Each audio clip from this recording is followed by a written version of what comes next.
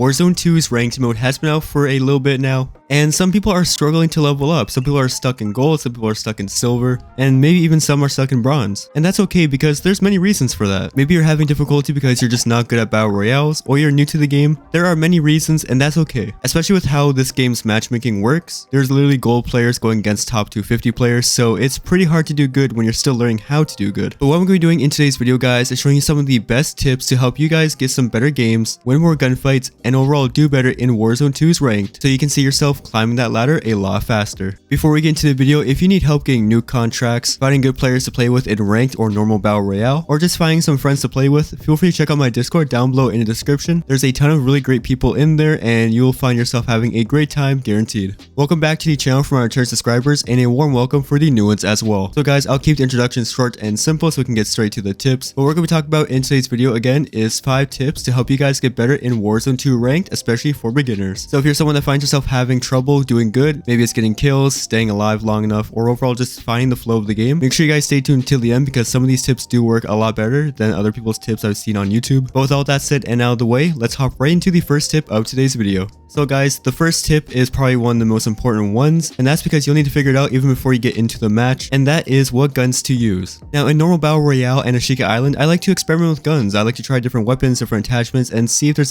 secret metas or just some guns that are underrated. But in ranked, you're definitely going to need to use some of the best guns in the game, because if not, you are going to get steamrolled. That's just pretty much how it is. I made a full video discussing some of the best guns to use right now, and I actually have a part 2 video coming out of some of the other best guns to use, which you can check out in my video section because it's one of my most recent videos. But just to name a few, you're gonna need something from mid-range to long range, and definitely one for close range. So far, I give some quick recommendations. For mid to long range, I would definitely recommend the ISO Hemlock. It has great damage, great range, recoil control, and pretty decent mobility as well. It's great for lasering people at mid-range, and it can do some pretty good work at long range too. And then for short range, I definitely recommend the MP7. It has some of the most superior accuracy and recoil control in any SMG, and overall it just feels great and has a ton of damage as well. I've been loving it. It's one of my favorite weapons so far in ranked. So those are 2 of the weapons that I recommend that you guys use, but definitely use the ones that make you the most comfortable, as well as actually being able to get a kill with it. Now the second tip I have is going to sound kind of harsh, but you're going to need to play with good players if you want to start leveling up. I'm sure you have your friends that you just love playing normal Warzone with because you guys have a good time, and that is perfectly fine, don't get me wrong. But if you want to see yourself actually progress up the ladder and learn to get better, you're going to need to play with players who actually know what they're doing and can drop high kills and get easy wins, because you're only going to learn by playing with good people. If you play with bad people, you won't learn as easily. So like I mentioned earlier, if you guys are looking for some great players to play with, definitely check out my Discord. We got some crimsons, diamonds, and iridescents in there, so definitely check it out if you want to play with some good players. Number 3 is one of the most important ones, and this is actually what a lot of sweaty players who are struggling to actually get wins in this game are doing, and that is not landing in the right spots. Especially when you're at the lower tiers like bronze, silver, and gold, you're going to definitely want to drop at places that are a lot more quiet, because your kills will not mean much. At the start of the match, your kills are only worth a few points, so unless you're absolutely wrecking it, dropping like 20 off the bat, you're not going to get that much SR, and once you start having the SR fees, especially in gold, when it starts actually getting to a point where it's hard to pay back, you're going to want to make sure you're at the end of the game almost every single time, because at the top 10, especially the top 3, those kills are going to mean a lot more. So staying alive and getting through those circles and getting those circle bonuses for being the top 20 and so forth are going to be the most important to getting a lot more SR and seeing yourself climb those ladders a lot faster. So you're definitely going to want to avoid hot drops or places that people just tend to go to a lot more. So you're going to want to land at places that are a lot less more popular and have just less people in general. My top pick is Quarry in the top left corner. That one has been a great spot for me so far. Tons of loot, a lot of money to get your loadout, and just not that many players. So make sure you guys land away from the hot drops so you guys can get your loot, stack up, and get ready for the end game. So guys, the next tip on here is you're definitely going to want to play your rotations smart. And what I mean by this is paying attention to the circle, paying attention to where the rotations are, especially towards the circles at the end when it's a lot more tight, because you're going to want to see where players are, who's holding what high grounds, what positions, and what spots will be the best to rotate. Some of the best tips I have for this one are always choosing routes that will have less players and more cover, because it's better to run through buildings instead of running in the open. And as well, use those gas masks to your advantage and do gas rotations, because some of the best plays I've had actually included gas rotations, because not all the time are people actually looking there, especially when they're already fighting teams. Using the gas to your advantage could be a great way to stay alive and get to better positions. Another thing that's very crucial for this is the high ground. The high ground is going to mean a lot to you in this game, especially when you have high ground in places where the enemies are in the open. Lasering them and letting them get into points where they are trapped are going to get you guys a lot more kills and let you guys stay alive a a lot longer. So always try to look for places where there's a pretty good amount of high ground, nothing too high, but make sure you know where that's too high, where an airstrike can make you have to jump off and then you're just gonna get lasered by the team, because that does happen, especially in observatory and city. You're just gonna want to find a place with good high ground and a pretty easy rotation out there if anything goes wrong.